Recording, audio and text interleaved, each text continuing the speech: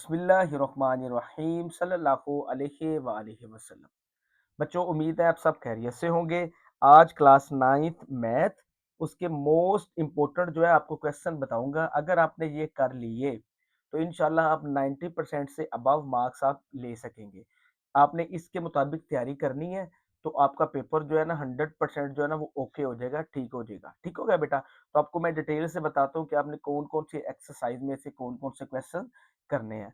तो सबसे पहले बेटा एमसीक्यूज आने हैं आपको 15 नंबर के। तो आपने सारे एमसीक्यूज जो हैं वो एक्सरसाइज में से करने हैं जो हर चैप्टर के पीछे दिए होते हैं। तो लिहाजा सारे एमसीक्यूज जो हैं वो एक्सरसाइज से ही आएंगे 15 नंबर के।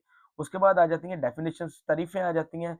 वो आपने चैप्टर नंबर 1, 2, 3, 7, 9, 10 और 11, 1, 2, 3, 7, 9, 10 और 11, इन चैप्टर की आपने तारीफें करनी है, डेफिनेशंस करनी है।